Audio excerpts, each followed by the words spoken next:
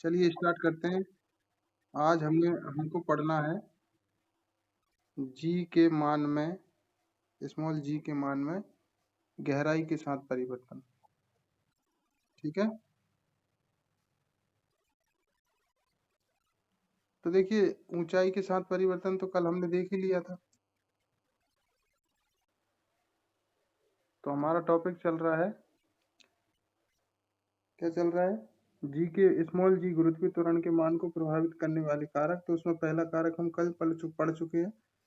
आज पढ़ेंगे हम सेकंड कारक है जी के मान में गहराई के साथ परिवर्तन। इसको हम डेल्टा जी डी बोल सकते हैं। क्या बोलेंगे? Delta G D. तो इसमें भी वही रहेगा, देखना। जैसे कल हमने क्या करा, ऊंचाई पे ले गए थे। आज मान लीजिए हम किसी गहराई में ले जाएंगे। मान लीजिए ये अर्थ है, पृथ्वी है, ये केंद्र है। ठीक है, और ये पृथ्वी की त्रिज्या है आर ई। क्या है? R E. ठीक है, अब मान लीजिए कोई वस्तु है, उसको ना हम यहाँ से गहराई अंदर ले जा रहा है। तो यहाँ पे ले गए, मान लीजिए यहाँ पे कोई वस्तु ले गए या कोई पिंड ले गए, तो जिसका द्रव्यमान मान लीजिए एम है, स्मॉल एम है। क्या है? Small M. ठीक है, तो अब क्या हो रहा है? अब पता है क्या हो रहा है?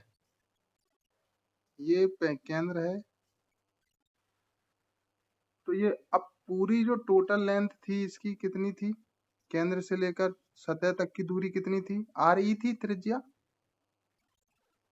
अरे भाई, ये पूरी इतनी थी। अब इसमें से ये माइनस हो जाएगी। अब इतना तो वो गहराई में ले गए हैं। हाँ, तो ये हाइट कितनी है? मान लीजिए एच है। तो हमको क्या करना पड़ेगा? नेट कितनी आ जाएगी? R E minus H. कितनी हो जाएगी? R E minus H. R E minus H करना पड़ेगा हमको। उसमें क्या कर रहे थे हम? आर ई प्लस एच कर रहे थे। समझ पा रहे हैं आप? हाँ, तो देखिए लिखा है इसमें, यदि एम द्रव्यमान की वस्तु को पृथ्वी सतह से एच गहराई में ले जाया जाए। ठीक है, तो एच गहराई में जी का सूत्र क्या होगा? एच गहराई पर गुरुत्वीय त्वरण का मान जी डी हो तो हम डायरेक्ट निकाल रहे हैं। अब ये इक्वेशन हम बार बार सॉल्व नहीं कर रहे हैं। कल हमने देख ही लिया था कैसे आया था जी एच। उसी के तर्ज पर हमने डायरेक्ट लिख दिया है जी डी। जी 1 - एच/आर ई निकल आएगा। ठीक है, ये आ जाएगा समीकरण। जी डी इक्वल जी कोष्टक 1 - एच/आर ई। ये समझ पा रहे हैं? ये उसी की कंसेप्ट से निकला है कल वाले। तो आप देख लेना इसको थोड़ा सा। तो जी डी अब इसमें हम अंदर मल्टीप्लाई कर देंगे, तो जी डी कितना आ जाएगा? जी डी आ जाएगा G minus G H upon R E. Very good. तो जी डी कितना आ गया? जी डी बराबर G minus G H upon R E. तो ये हमारा आ गया गहराई पर गुरुत्वीय त्वरण का मान। तो अब देखिए इसमें भी जी का मान में से माइनस हो रहा है। आप देख पा रहे हैं ना, ये जो चीज है, ये जी के मान में से माइनस हो रही है। इसका मतलब जी का मान क्या हो रहा है? घट रहा है कि बढ़ रहा है? घटेगा कि बढ़ेगा? अरे भाई, अब जी में से जी क्या है? जी पृथ्वी की सतह पर है जी। तो कम होगा, इसमें भी कम हो रहा है। जी से तो कम ही हो रहा है ना। तो इसका मतलब यह है कि डेप्थ में या गहराई पे जाने पर भी स्मॉल जी का मान क्या होता है? कम होता है। ठीक है, तो ये लिखा है, आगे लिखा है, अर्थात गहराई में जाने पर जी स्मॉल जी का मान घटता है। तो ध्यान रखना, ऊंचाई पे जाने पर भी घटता है, गहराई पे जाने पर भी घटता है जी का मान, कंपेयर टू पृथ्वी की सरफेस, अर्थ की सरफेस से, सतह से कंपेयर करें तो।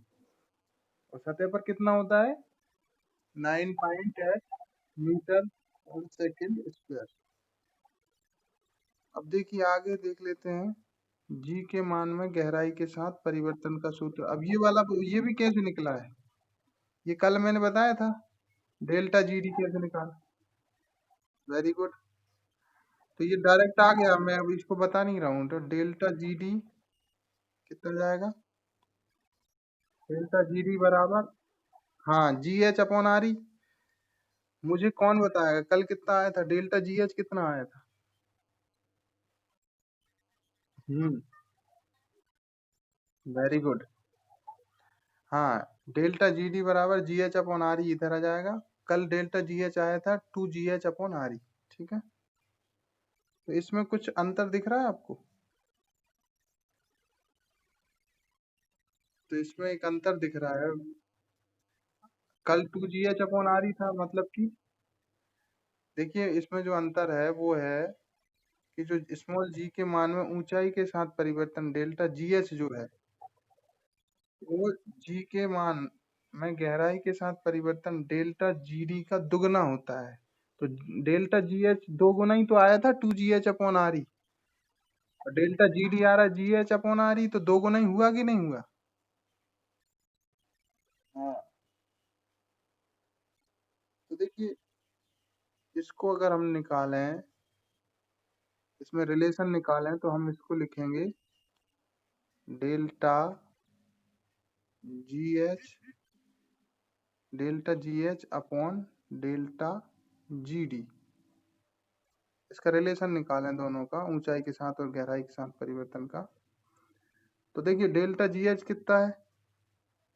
कल निकाला था। तो 2 GH अपॉन आर ई। ठीक है, अब इसके अपॉन में क्या आ जाएगा? G H upon R E delta G D. तो क्या हो जाएगा? ये G H upon R E से G H upon R E cut जाएगा, तो क्या बचेगा? हाँ, दो बचेगा। तो देखिए हमारे पास बचा दो। देख पा रहे हैं? तो delta G H upon delta G D equal हो जाएगा 2। या इसी को हम आगे तिर्यक गुणा कर दें अगर डेल्टा जी डी का इधर दो की तरफ, तो हमारे पास क्या आ जाएगा? तो हमारे पास आ जाएगा डेल्टा जी एच इक्वल कितना जाएगा? डेल्टा जी एच बराबर 2 इंटू डेल्टा जी डी। ये रिलेशन पूछ लेता है, ये रिलेशन निकल के आ गया कि भाई जो डेल्टा जी एच मतलब कि गहराई के साथ जो परिवर्तन है वो, सॉरी, जी एच मतलब ऊंचाई के साथ, ऊंचाई के साथ जो परिवर्तन है वो गहराई के साथ परिवर्तन का दो गुना होता है। कितना होता है? दो गुना। या ऐसा भी पूछ सकता है आपसे कि ऊंचाई के साथ परिवर्तन और गहराई के साथ परिवर्तन अपॉन अनुपात जो है, पूछ सकता है कि ऊंचाई के साथ परिवर्तन और गहराई के साथ परिवर्तन का अनुपात कितना होता है, तो कितना आएगा? 2:1 या दो। ठीक है, और अगर ऐसा पूछ ले कि गहराई के साथ delta G D upon delta G H का मान पूछ ले तो कितना आएगा? कौन बताएगा? वेरी गुड, 1/2 आ जाएगा, पलट जाएगा ये। तो इसका मतलब ये होगा कि गहराई के साथ परिवर्तन और ऊंचाई के साथ परिवर्तन का अनुपात कितना होता है? 1/2। तो कैसे भी पूछ ले बता दोगे? या ऐसा भी तो पूछ सकता है, delta G D, delta G D equal कितना होगा? बताएं जरा। Delta G D equal delta G H upon 2 हो जाएगा। कितना हो जाएगा? अरे भाई जो गहराई के साथ परिवर्तन है वो ऊंचाई के साथ परिवर्तन का आधा होता है, इसको बोल सकते हैं। तो किसी भी तरीके से पूछ ले, आपको निकालते हैं आने को भी। ठीक। अब आगे तीसरा हमारा प्रभावित करने वाले कारक है स्मॉल जी के मान को, वो देख लेते हैं। तो तीसरा है हमारा जी के जी के मान में अक्षांशीय परिवर्तन। क्या है? जी के मान में अक्षांशीय परिवर्तन। अब इसको समझने के लिए, अब जी के मान में जो अक्षांशीय परिवर्तन है उसके दो कारण हैं। तो एक कारण तो है कि पृथ्वी के आकार, तो पहला कारण है पृथ्वी के आकार के कारण हो सकता है वो, और दूसरा कारण है पृथ्वी के अपने अक्ष के परितः घूमने के कारण या घूर्णन के कारण। तो इसमें भी इसको समझने के लिए पहले आपको ये पता होना चाहिए कि अक्षांश क्या होता है। क्योंकि पृथ्वी या ग्लोब तो सभी ने देखा है। ये ग्लोब होता है, उस ग्लोब पर आपने कुछ ऐसी रेखाएं देखी होंगी, आड़ी रेखाएं देखी होंगी आपने। तो ये जो ग्लोब में आड़ी रेखाएं होती हैं या पृथ्वी में जो काल्पनिक आड़ी रेखाएं होती हैं उनको हम बोलते हैं अक्षांश। क्या बोलते हैं?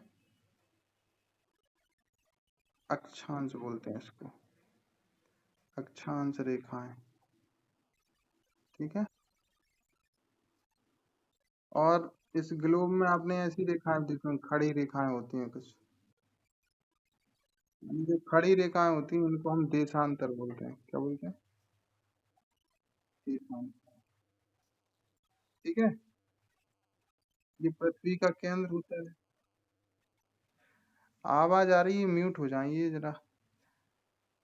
तो देखिए, इसको समझने के लिए तो पहला हम कारण देख रहे हैं इसमें अक्षांशीय परिवर्तन में पृथ्वी के आकार के कारण। देखते हैं पृथ्वी के आकार के कारण जी का मान कैसे प्रभावित होता है। तो देखिए, पृथ्वी एकदम तो गोल है नहीं, आपको पता है ये थोड़ा सा अंडाकार है पृथ्वी का शेप। ठीक है, कुछ इस टाइप से है, एकदम गोल नहीं है पृथ्वी। ठीक है। तो कहने का मतलब ध्रुवों पर ये जो पोल होते हैं ध्रुवों पर ये थोड़ी सी चपटी होती है। यहाँ पर ये एन होता है ये वाला, और ये एस होता है। ये नॉर्थ पोल, ये नॉर्थ पोल होता है और ये साउथ पोल होता है।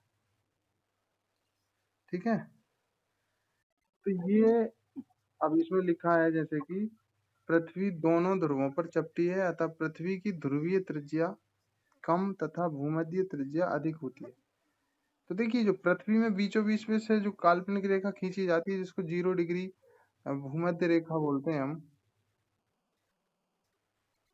या 0 डिग्री अक्षांश रेखा भी बोलते हैं, इसको हम भूमध्य रेखा बोलते हैं, जो पृथ्वी को दो बराबर भागों में बांटती है। ठीक है। तो देखिए, ये जो ध्रुव है, तो ये यहाँ से हम अगर त्रिज्या देखें केंद्र से नॉर्थ पोल की तरफ या साउथ पोल की तरफ, तो ये त्रिज्या ज्यादा होगी कि ये वाली त्रिज्या ज्यादा होगी? मुझे बताएगा कौन सी वाली ज्यादा होगी? जब पृथ्वी अगर चपटी है तो त्रिज्या कौन सी ज्यादा होगी? इसको हम बोल रहे हैं, इसको हम बोल रहे हैं, एक मिनट, ये जो ध्रुव की त्रिज्या है, ध्रुवीय त्रिज्या, इसको हम बोल रहे हैं आरपी। क्या बोल रहे हैं? आरपी। और ये जो पोल पे है, जो भूमध्य वाली, सॉरी, भूमध्य वाली या इक्वेटर बोलते हैं इंग्लिश में भूमध्य रेखा को, इसको हम बोल रहे हैं आर ई, इक्वेटर वाली त्रिज्या। तो मुझे बताइए देख के डायग्राम में कौन सी आरपी ज्यादा होगी कि आर ई ज्यादा होगी, कि दोनों बराबर होंगी? हैं? Very good. क्योंकि वो चपटे होने के कारण क्या है, आर ई जो है वो ज्यादा होगी कंपेयर टू आर पी। ठीक है। तो यही कारण होता है, आर ई ज्यादा होता है आरपी से, इसी कारण जो है जी के मान में परिवर्तन होता है, वो भी हम बता देते हैं, अभी देख लेते हैं। तो लिखा है जैसे कि आगे कि चित्र द्वारा स्पष्ट है कि आर ई ज्यादा है आरपी से। ठीक है। आर ई मतलब क्या है? भूमध्य त्रिज्या। और यहाँ पर ये लिखा है नीचे, आर ई मतलब भूमध्य त्रिज्या, आरपी का मतलब है ध्रुवीय त्रिज्या। तो कौन सी ज्यादा होगी? भूमध्य त्रिज्या ज्यादा होगी, किसकी तुलना में? ध्रुवीय त्रिज्या की तुलना में। अब देखिए, अब ये वाला कंसेप्ट आराम से क्लियर हो जाएगा। अब हमको पता है, हमने जब जी का स्मॉल जी का जो मान निकाला था तो स्मॉल जी का सूत्र देखा था हमने। स्मॉल जी का सूत्र क्या होता है, कौन बताएगा?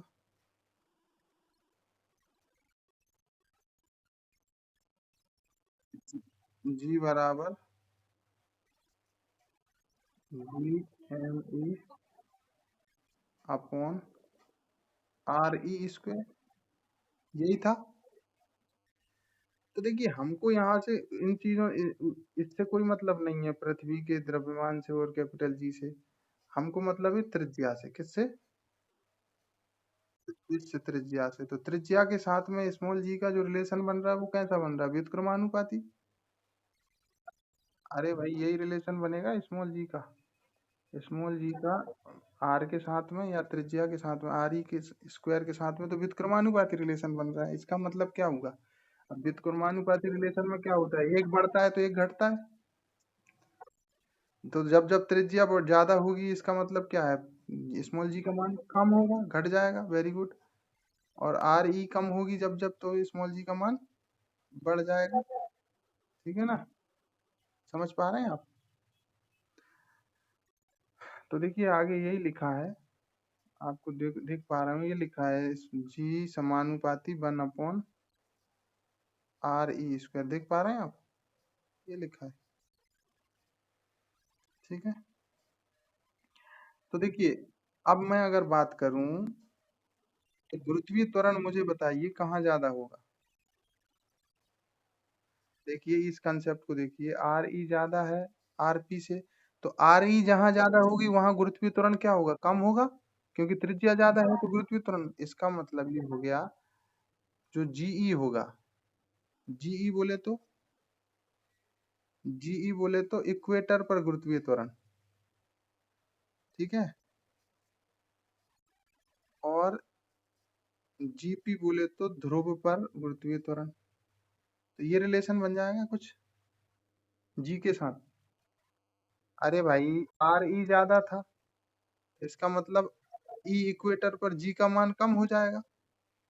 तो ये कम हो जाएगा कंपेयर टू किसके, जीपी के, क्योंकि जीपी पर क्या है, सॉरी आरपी, आरपी कम है इसलिए जीपी वहां ज्यादा होगा। तो फाइनली अगर निकल के आया, आपसे कोई पूछ ले कि गुरुत्वीय त्वरण का मान कहाँ पर ज्यादा होता है, भूमध्य पे ज्यादा होता है कि ध्रुवों पर? Very good. और भूमध्य पर सबसे कम होता है और सबसे अधिक कहाँ होता है, ध्रुवों पर। तो ये समझ में आया ये वाला रिलेशन, जीपी ज्यादा है जीई से। ठीक है, वेरी गुड। यही समझाना था मैन। तो ये तो हमको पता चल गया जी का मान कहाँ कहाँ प्रभावित होता है। तो ध्रुवों पर सबसे ज्यादा होता है और भूमध्य पर सबसे कम होता है। क्यों होता है पता चल गया, समझ में आ गया? ठीक है, वेरी गुड। तो यही लिखा है, जीपी का मतलब है ध्रुवों पर गुरुत्वीय त्वरण और जी का मतलब भूमध्य पर गुरुत्वीय त्वरण। तो देखिए अगला पॉइंट भी वही लिखा है निष्कर्ष में, इस प्रकार जी का मान ध्रुवों पर अधिकतम होता है तथा भूमध्य पर न्यूनतम होता है। आवाज से ध्यान रखना, ठीक है? तो ये हमारा पृथ्वी के आकार के कारण वाला कंसेप्ट क्लियर हो गया। आकार के कारण जी का मान बदल रहा था वो क्लियर हो गया। अब देख लेते हैं दूसरा, पृथ्वी के अपने अक्ष के परितः घूर्णन के कारण। अब जो पृथ्वी अपने अक्ष पर घूम रही है ना, जिसके द्वारा क्या दिन रात होते हैं, उसके कारण देख लेते हैं। तो चलिए उसको भी देख लेते हैं। तो दूसरा वाला है हमारा, पृथ्वी के अपने अक्ष के परितः घूर्णन के कारण। ठीक है। तो देखिए अब इसमें लिखा है, इसमें है यदि पृथ्वी का अपने अक्ष के परितः कोणीय वेग ओमेगा के घूर्णन, ओमेगा से घूर्णन कर रही हो तो पृथ्वी के केंद्र से लैम्ब्डा अक्षांश पर स्थित किसी बिंदु पी पर गुरुत्वीय त्वरण। तो जैसे मान लीजिए ये पृथ्वी है, ठीक है, ये उसका केंद्र है और ये उसका पोल है, नॉर्थ पोल, नॉर्थ पोल है। ठीक है। और यहाँ से ये इक्वेटर है, भूमध्य रेखा। ठीक है। और यहाँ पर मान लीजिए कोई बिंदु है, यहाँ पर मान लीजिए कोई बिंदु P है, तो इस बिंदु पर देख रहे हैं हम गुरुत्वीय त्वरण कितना होगा। ठीक है, समझने की थोड़ी सी कोशिश करना, आ जाएगा समझ में। ठीक है, समझ पा रहे हैं आप? ठीक है, तो देखिए जी डैश, ये जी डैश है, जी की घात 3 नहीं है, जी डैश इक्वल, मतलब ये पी बिंदु पर देख रहे हैं हम गुरुत्वीय त्वरण कितना होगा इस पी बिंदु पर। ठीक है, तो कितना होगा, देखिए इस पे इतना होगा, जी डैश बराबर G minus R E omega square cos square lambda. ठीक है, जी डैश बराबर G minus R E omega square cos square lambda, इतना होगा इस पी बिंदु पर अगर देखेंगे तो। ठीक है, तो यहाँ पे स्मॉल जी का क्या मतलब है, स्मॉल जी का गुरुत्वीय त्वरण है, ओमेगा का मतलब है कोणीय वेग, लैम्डा अक्षांश का कोण है, इसको बोल रहे हैं हम, इसको लैम्डा बोल रहे हैं, एक मिनट, इसको हम अक्षांश का कोण लैम्डा बोल रहे हैं। ठीक है, क्लियर, इसको बोल रहे हैं, ये जो कोण बन रहा है ना भूमध्य के साथ और पी बिंदु के साथ में, उसको बोल रहे हैं। और यहाँ पर जी डैश का मतलब, ये जी डैश का मतलब है गुरुत्वीय त्वरण के, सॉरी, घूर्णन के कारण गुरुत्वीय त्वरण, और आर ई का मतलब पृथ्वी की त्रिज्या। अब देखिए इसमें क्या होगा, इसमें दो अलग अलग जगह पर अलग अलग वो आएगा, क्या बोलते हैं, गुरुत्वीय त्वरण निकलेगा। अगर मान लीजिए हम भूमध्य पर देखें गुरुत्वीय त्वरण, तो कितना निकलेगा, तो भूमध्य के लिए लैम्डा कितना होगा, अक्षांश का कोण भूमध्य के लिए कितना होगा, 0 डिग्री होगा। देखिए इसको समझने के लिए आपको थोड़ा सा देखो इधर, अगर मैं इस पी बिंदु को यहाँ ले आता हूँ, इस भूमध्य के जस्ट ऊपर, समझ पा रहे हैं आप, समझ रहे हैं, अगर तो भूमध्य के ऊपर ले आता हूँ तो लैम्डा जो होगा वो 0 हो जाएगा, क्योंकि इसको ऊपर है जस्ट, तो कोण तो 0 हो जाएगा ना, उसके जस्ट ऊपर रहेगा, तो लैम्डा का मान 0 हो जाएगा भूमध्य पर। क्लियर है? हेलो, हाँ समझ में आ रहा है, तो भूमध्य के लिए लैम्डा का मान 0 डिग्री हो जाएगा। अब हम क्या करेंगे, इसमें हम लैम्डा की जगह इसकी 0 डिग्री वैल्यू रख देंगे आगे उसी के फार्मूले में। तो हमारा फार्मूला था जी डैश बराबर जी माइनस, ये क्या था, जी डैश बराबर G minus R E omega square cos square. अब देखिए इसमें, अब कॉस लैम्डा की जगह हमने वैल्यू 0 रख दी है, देख पा रहे हैं आप। अब कॉस 0 का वैल्यू कितनी होती है, 1 होती है, कॉस 0 की वैल्यू 1 होती है, तो रख दी हमने। तो इस प्रकार हमने क्या करा, एक एक का मल्टीप्लाई करेंगे तो कितना आ जाएगा, ये बचेगा हमारे पास जी डैश बराबर G minus R E omega square. तो कुल मिला के हमारे पास भूमध्य के लिए जो मान आएगा वो कितना होगा, G minus R E omega square, गुरुत्वीय त्वरण का मान।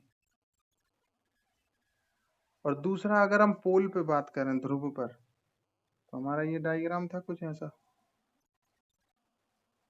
ठीक है, तो ये जो पी बिंदु था, इस पी बिंदु को मैं अगर इस पर लाता हूँ पोल पर,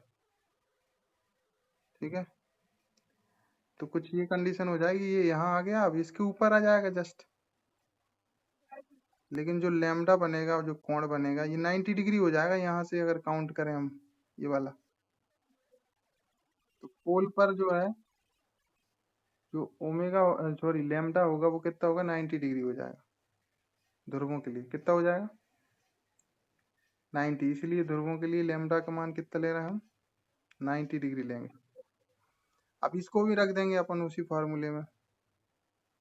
ठीक है, तो कितना आ जाएगा ये, 90 डिग्री कॉस 90 डिग्री का मान कितना होता है, 0, ये 0 रख दिया। जीरो का गुणा हम किसी में भी करेंगे तो ये पूरा का पूरा जीरो हो जाएगा। तो बचा क्या हमारे पास, जी डैश इक्वल है, जी डैश इक्वल जी बचेगा, ठीक है। अरे भाई इस साइड का होगा ना पूरा। अरे माइनस लगा है, ये वाला होगा ना पूरा जीरो। ठीक है, तो हमारे पास जी डैश बराबर क्या बचेगा, जी। तो इसका मतलब तो ये हो गया, जी का मतलब वो तो पृथ्वी की सतह पर होता है जी, तो उतना ही होगा ध्रुवों पर जी का मान जितना पृथ्वी की सतह पर है। तो कितना होगा पृथ्वी की सतह पर, कितना होता है, 9.8 मीटर अपॉन सेकेंड स्क्वायर। तो इसका मतलब तो ये हो गया, पृथ्वी के घूर्णन का ध्रुवों पर कोई इफेक्ट नहीं पड़ता है। तो केवल कहाँ पड़ता है प्रभाव, भूमध्य पर पड़ता है। कहाँ पर पड़ता है, भूमध्य पर। तो भूमध्य पर क्या हो रहा है, कम हो रहा है कि ज्यादा। अरे भाई कम ही हो रहा है ना। हाँ वेरी गुड। तो इस प्रकार बेटा हमारा ये कंप्लीट हो गया। इससे रिलेटेड कुछ दो चार फैक्ट भी हैं, वो हम देख लेंगे। अभी देख लें क्या, चलिए देख लेते हैं। जो निष्कर्ष हैं वो देख लेते हैं इससे रिलेटेड। तो आगे ये वही लिखा है, ये देख लेना थोड़ा। जी माइनस जीरो हो जाएगा, जी जी डैश बराबर जीरो, वही 9.8 मीटर अपन सेकेंड स्क्वायर। ये लिखा भी है कि पृथ्वी के घूर्णन का ध्रुवों पर कोई इफेक्ट नहीं पड़ता है। तो निष्कर्ष क्या निकला, निष्कर्ष पहला निष्कर्ष देख लेते हैं। तो ये कि पहला है, भूमध्य से ध्रुवों की ओर जाने पर लैम्डा बढ़ता है अर्थात जी का मान बढ़ता है। तो जब हम भूमध्य से इक्वेटर से पोल की तरफ जा रहे थे तो लैम्डा की वैल्यू बढ़ रही थी, ठीक है।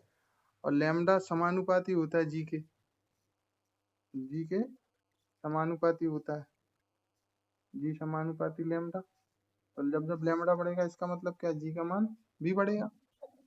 तो भूमध्य से हम ध्रुवों की तरफ जाएंगे तो क्या होगा, जैसे ये मान लीजिए भूमध्य है और ये ध्रुव है, तो हम यहाँ से भूमध्य से ध्रुवों की तरफ जाएंगे तो क्या होगा। अब ये लैम्डा का मान बढ़ रहा है कंटिन्यू, ये यहाँ जाएगा तो, ठीक है।